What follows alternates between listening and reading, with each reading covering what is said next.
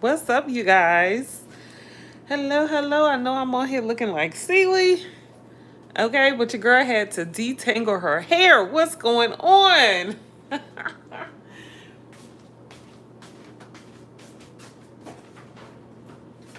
What's going on?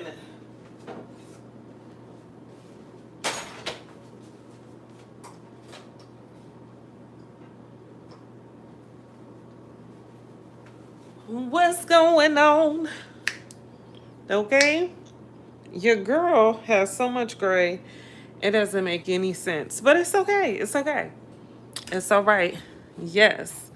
But yes, you guys, hello. It's your girl Sunshine here. Make sure you subscribe to my YouTube channel if you are not already subscribed.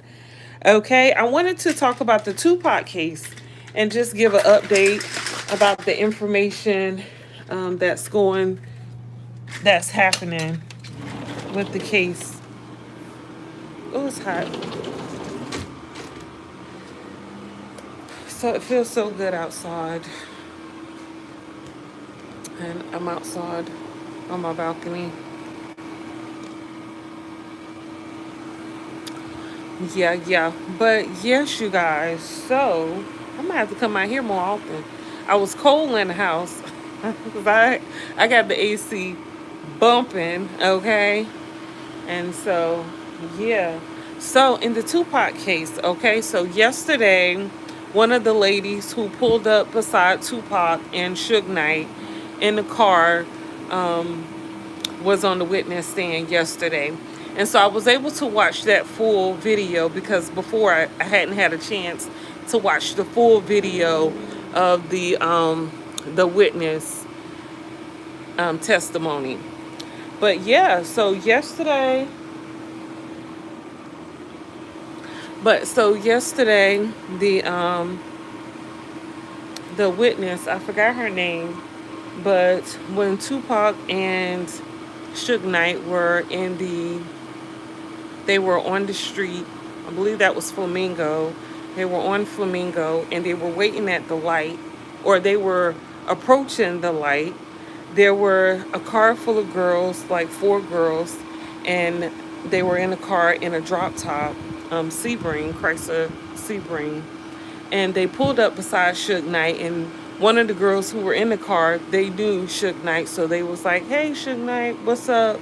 Where the party at, or whatever." But they said the girl who testified said that they all were pretty calm, so they were just being real calm in the car. No one was hanging out the window. Tupac and Suge Knight weren't hanging out the window, nothing like that. Of course, if you remember, Keefe D did multiple interviews saying that he realized Suge and Tupac were in the car on that street because Tupac was hanging all out the window of the car, being all loud, hollering at some girls. So the lady who did the interview, she said when they were beside Tupac talking to him, or beside Suge Knight's car talking to him, they were on the side of Tupac.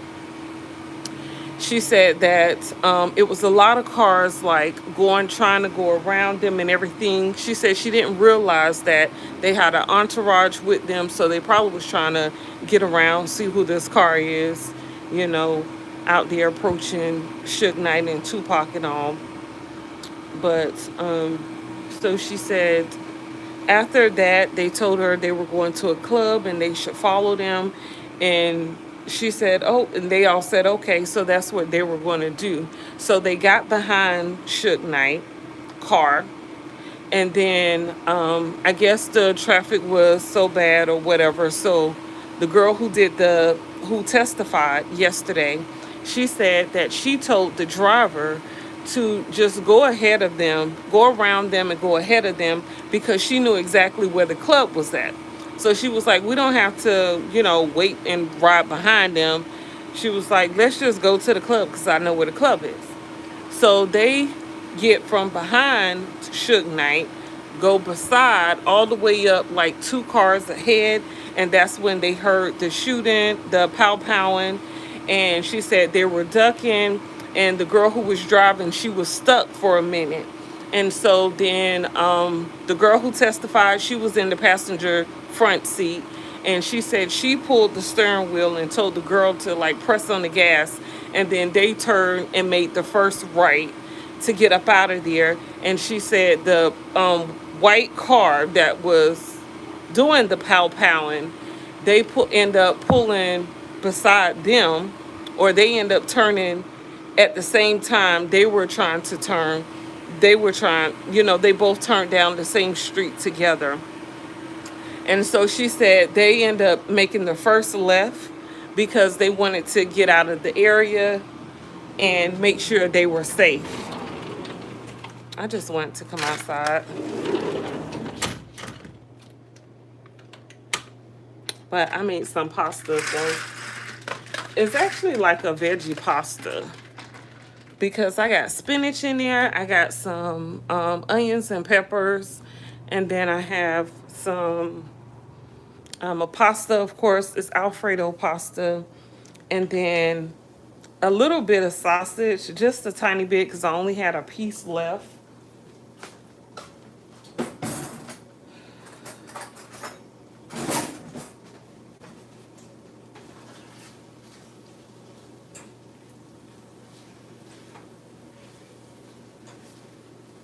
But it's so good. Oh my goodness.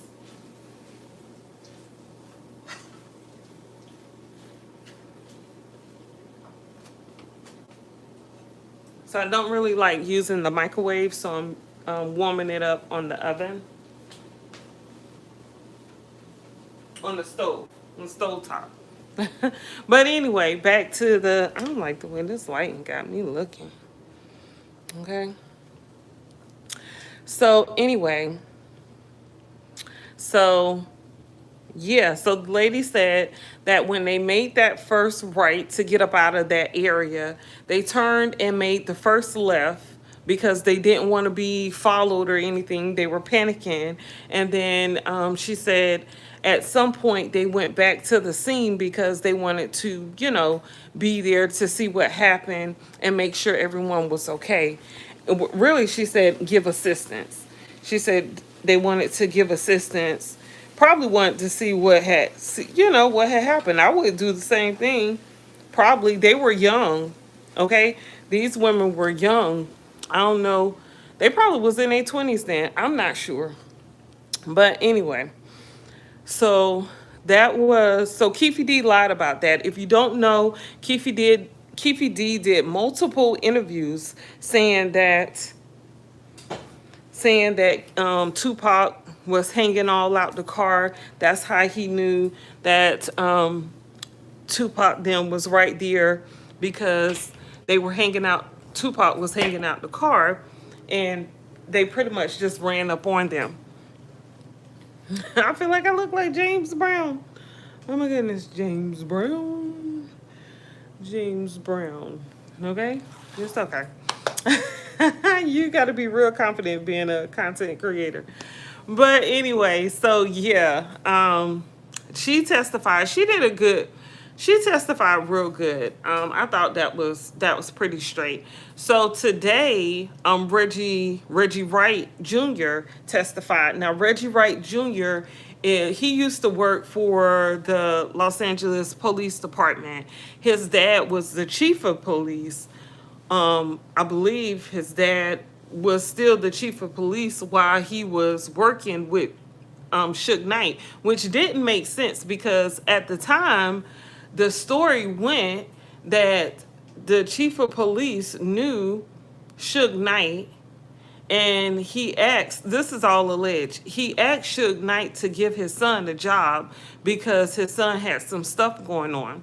So allegedly, the stuff that was going on was the fact that Keefe D was getting in, I mean, not Keefe D, Reggie Wright Jr. had gotten into some type of mess we don't know about. And his dad was trying to make sure he still had some income coming in. I'm assuming that's why he was trying to get him a job with Suge Knight. Just don't make sense.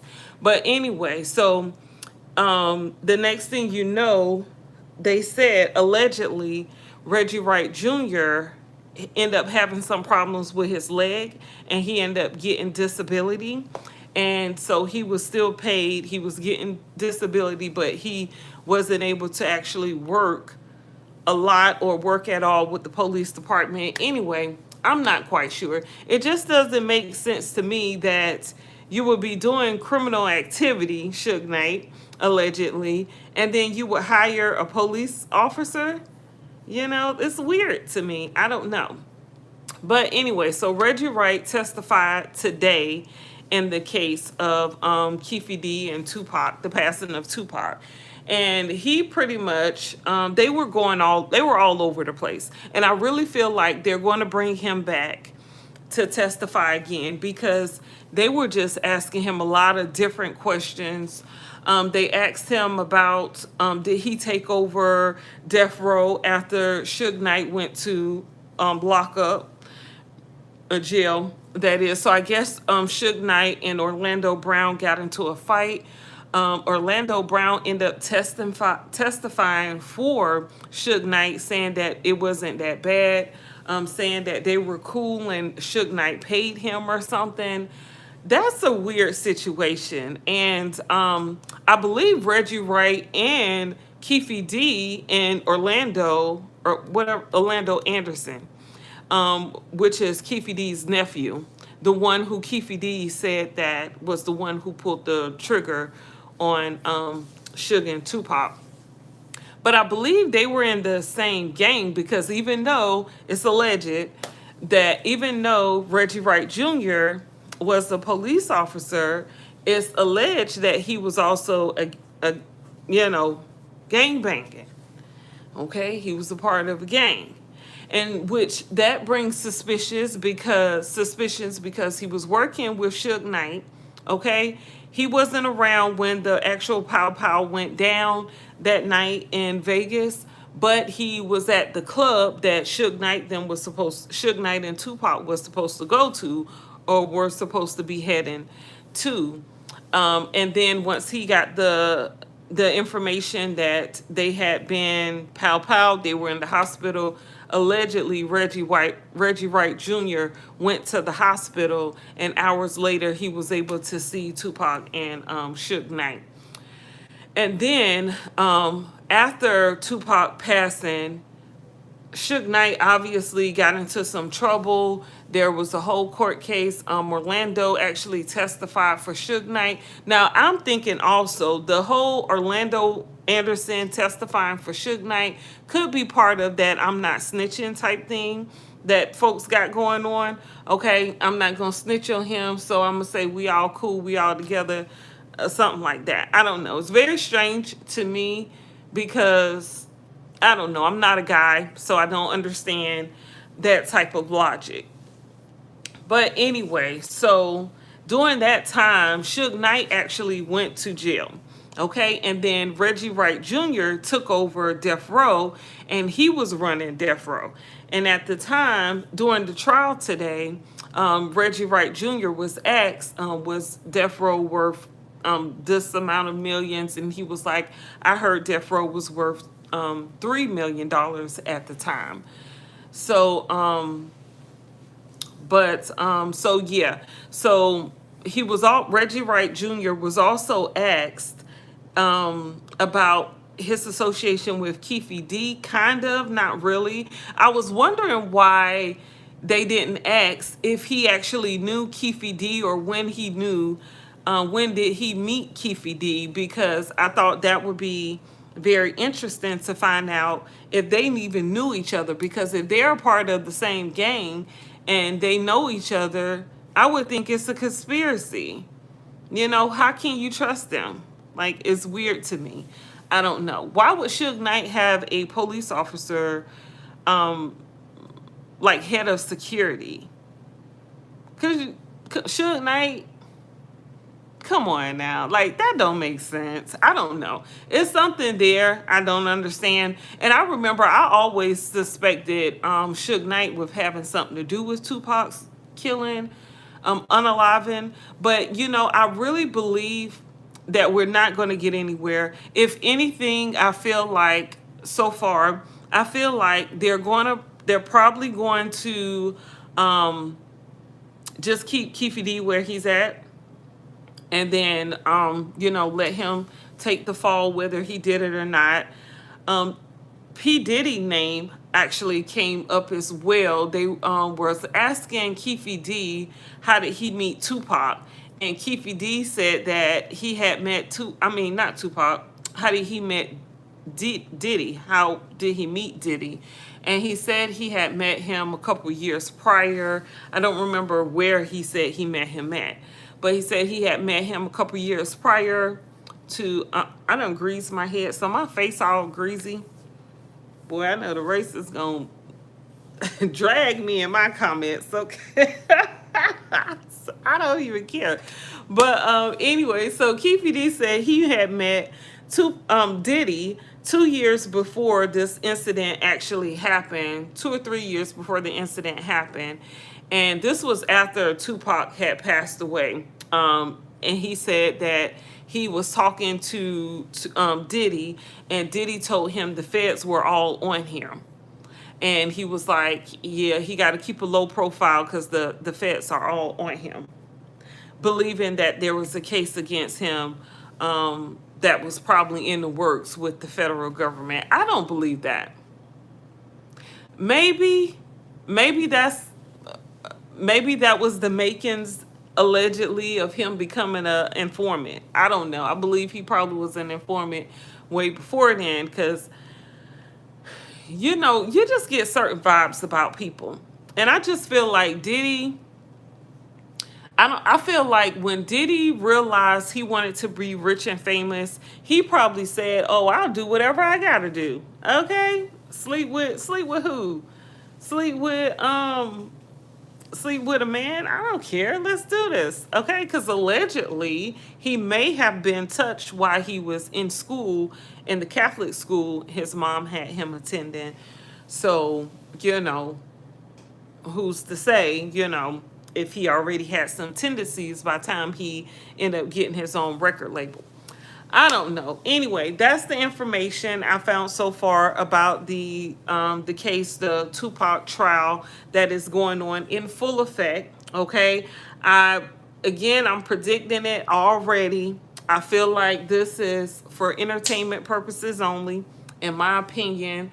I feel like if anything's going to happen, it's going to be, they're just going to go ahead and give Keefe D some time. This is my opinion. This is alleged. I feel like they're just going to, because he's already, locked up. So it'll be easy to just go ahead and charge him. He's already been locked up, even though they could have charged him, okay, for this years ago, which doesn't make sense. Okay, he admitted that he was in the car with Orlando Anderson, his nephew, who actually pulled the trigger.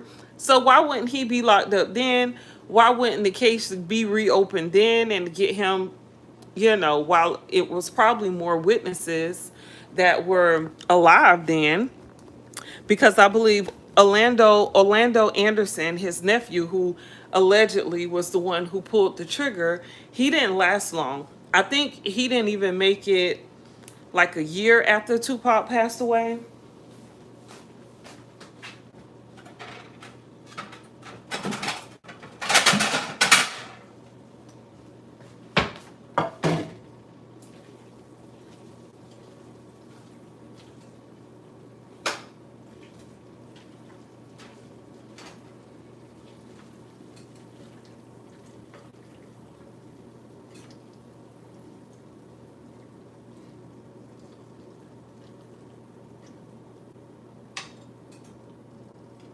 I really hate when I have to